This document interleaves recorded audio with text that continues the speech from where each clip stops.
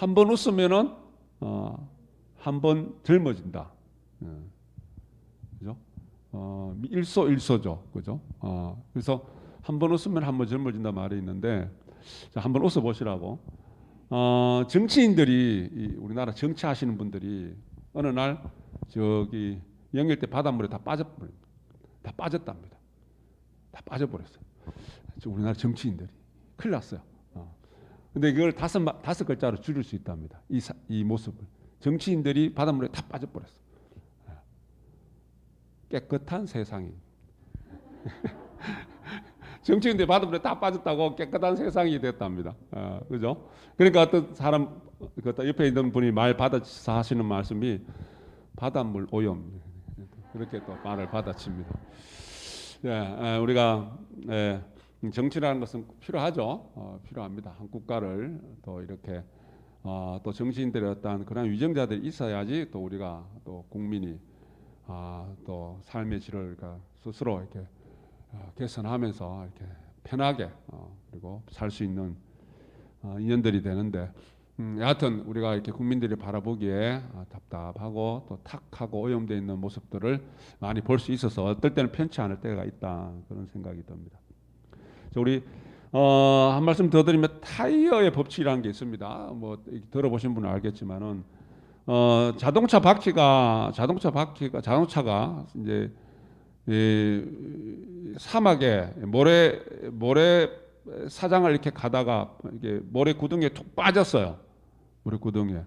그러면은 바퀴가 헛돌잖아요. 그죠? 그러니까 계속 바퀴가 헛돌면 점점점 깊게 파여서 나중에는 진짜로 빠져나오지도 못합니다. 그래서 거기에 그때 자동차 바퀴가 모래에서 푹 빠진 모래에서 잘 빠져나오게 하는 방법이 있답니다. 근데 제가 현실적으로 옛날에 한번 제가 해봤는데 물을 부어 가지고 이렇게 빠져나오는 방법도 있는데, 여기 이제 우리가 하나의 이제 가르침에 대한 비유 이야기입니다. 타이어의 바퀴에 바람을 빼버리면은 타이어 바퀴가 바닥에 닿는 모래 사장 위에 닿는 면적이 넓어지면서 쉽게 좀 빠져나올 수 있다, 이야기를 합니다. 여기서 시사하는 바가 뭐냐면은 우리 마음 공부 차원에서 바퀴에 바람을 뺀다는 이야기는 내가 갖고 있는 이 상이라는 거 있잖아요. 내가 잘났다는 생각, 그죠? 그러니까 내가 내 생각을 좀 빼버리면은, 나라는 것을 좀 빼버리면은 내가 어려움에 처해서도 내가 잘 헤쳐나올 수 있다. 그러니까 나도 살고 옆에 있는 사람도, 우리 도반들도 가족이 됐든 배우자가 됐든 같이 살 수 있다. 그 차에 타고 있던 사람이 같이 살아날 수 있다. 내 바퀴에 바람만 뺀다면은. 그렇죠?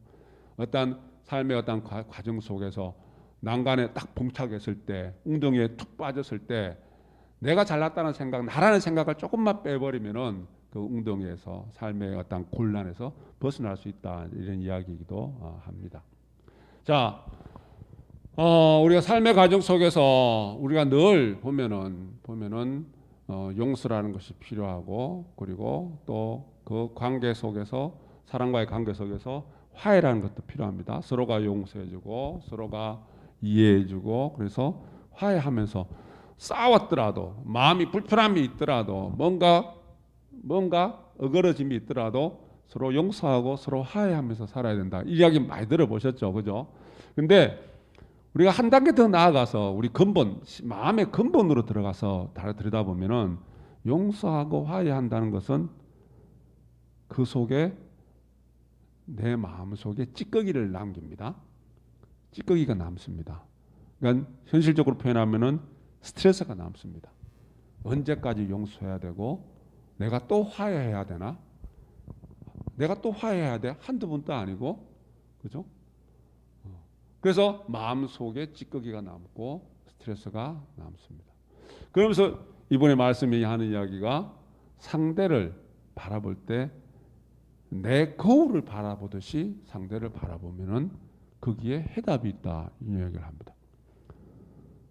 내가 보살님을 바라보면서 내 모습을 바라보듯이, 내가 내 남편을 바라보면서 내가 내 자식을 바라보면서, 내가 내 며느리를 바라보면서, 내가 시어머니를 바라보면서 내 거울을 바라보듯이 바라봐라.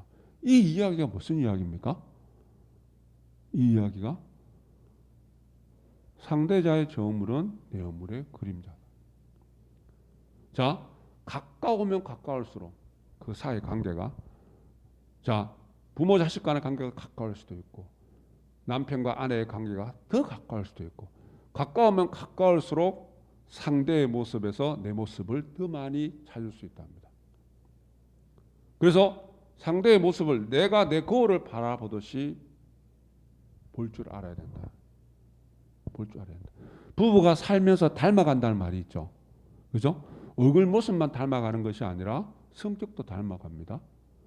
그리고 좋은 것도 닮아가지만 좋지 않은 단점들은, 못된 것은 더 많이 닮아갑니다. 그래서 내가 상대의 고집을 보고 내 고집을 볼 줄 알아야 되고, 상대의 어떤 허물들을 보고 내 허물들을 볼 줄 알아야 된다. 거울을 바라보듯이. 우리가 늘 이야기하는 상대자의 저물은 내 허물의 그림자다. 이게 하나의 그냥 명제입니다. 어떠한 명제? 내가 삶을 어떠한 상황과 어떠한 조건에서도 내가 삶을 가치 있고 행복하게 내 삶을 만들어갈 수 있는 이 명제입니다. 진리 그 자체입니다. 우리가 늘 하는 이야기지만, 늘 참여할 때마다 상대자의 저물은 내 허물의 그림자로 알겠습니다. 자녀들의 저물을 내 허물의 그림자도 알겠습니다. 세상 모든 유정들을, 주변에 있는 모든 인연 있는 존재들을 내 자식처럼 그렇게 품고 내 자식처럼 사랑하고 내 자식의 허물처럼 바라다 보겠습니다. 그 마음입니다. 근데 현실적으로 봐서 어떻게 내가 나오고 상대는 상대인데 왜 저 상대자의 모습을 내 그걸 바라보듯이 바라봐야 되나? 상대자의 저물이 왜 내 허물인가? 상대자는 상대자고 나는 납니다. 부처님 말씀에 부처님도 어떠한 가르침을 펼치시면서 부처님이 열애도 내가 그 길을 보여줄 뿐이다. 알려줄 뿐이다. 그 말씀을 하시거든요. 예를 들어서 내가 포항에서 서울로 가야 되는데 부처님이 포항에서 서울로 데려다 주지는 않습니다. 그런데 포항에서 서울로 가는 길을 자세히 알려주십니다. 그리고 그 사람 근기에 맞게끔 비행기를 탈 수 있는 사람이면 비행기를 타고 갈 수 있는 방법을 알려주고, KTX를 타고 갈 수 있는 사람이면 KTX를 타고 갈 수 있는 방법을 알려주고, 버스를 타고 갈 수 있는 사람은 버스를 타고 갈 수 있는 방법을 알려주고, 개인 승용차가 있는 사람은 개인 승용차를 타고 갈 수 있는 방법을 알려줍니다. 가고 안 가고는, 내가 포항에서 서울을 가고 안 가고는 내 스스로 짊어져야 될 몫입니다. 내 스스로 짊어져야 될 몫입니다. 세상, 자, 왜 그런 말씀을 하시냐? 이 우주, 이 세상 만물에서, 이 세상에서, 이 우주에서 내가 바꿔낼 수 있는 것은 아무것도 없습니다. 나 자신밖에 없습니다. 그래서 상대자의 모습에서 문제를 찾는다면은 그 문제의 열쇠는 결코 질 수 없습니다. 그런데 상대자의 모습에서, 상대의 문제에서, 분명히 상대가 문제가 있는데 그 상대의 문제에서 내 문제를 찾는다면, 내 모습을 바라보고 내 문제를 찾는다면 그 문제의 열쇠는 내가 질 수 있습니다. 왜? 나를 바꿈으로 인해서 세상 어떠한 것도 내가 상대를 바꿔낼 수 있을 것 같죠? 우리 한번 시도해 보셨죠? 세상을 살아가면서 상대를 한번 바꿔보리라. 배우자가 됐든 남편이 됐든 아내가 됐든 자식이 됐든 며느리가 됐든 아니면 시어머니가 됐든 내가 한번 바꿔보리라. 저 양반을 한번 바꿔봐야 되겠다. 바꿔집니까? 안 바꿔집니다. 세상 바꿀 수 있는 것은 나 자신밖에 없습니다. 그런데 내가 나 자신을 바꿔낼 수 있다면, 바꿔낸다면 이 세상은, 이 우주가 바뀌어져 버립니다. 내가 나를 변화시킬 때, 내가 나를 바꿔낼 때, 나를 중심으로 해서 이 세상 만물이, 이 우주가 변화가 되고 우주가 바뀌어 버립니다. 그게 왜 그럴까요? 그게 이치입니다. 그래서 삶을 살아가는 그 과정 속에서 어떠한 문제든지 풀 수 있는 열쇠는 누가 갖고 있다? 내가 갖고 있습니다. 그래서 상대를 통해서 내 문제를 볼 줄 아는 능력을 갖출 때, 내가 내 문제를 볼 줄 아는 내가 그러한 능력이 갖춰질 때 그 열쇠를 내가 쥐고 있는 겁니다. 그 열쇠를. 그죠? 우리 방금 실행론 가르침에 허물로서 내가 상대를 바라볼 때 상대가 미워지고 자성청정 밝아지니 상대자가 부처답니다. 자, 내가 밝아지니 내가 밝음으로 바뀔 때 문제 투성이인 상대도 부처로 보입니다.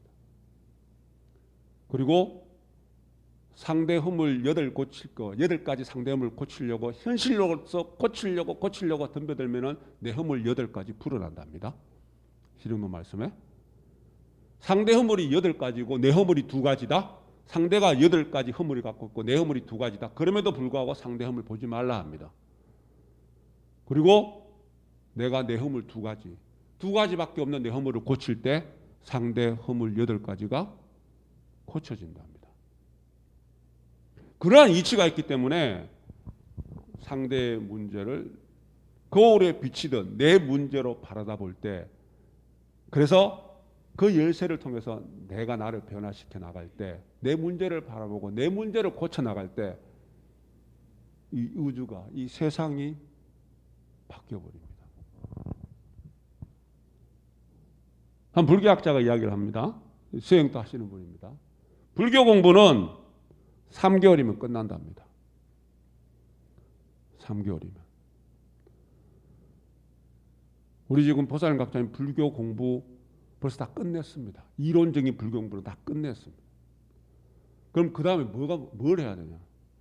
그 다음은 연습과 복습만 남았답니다.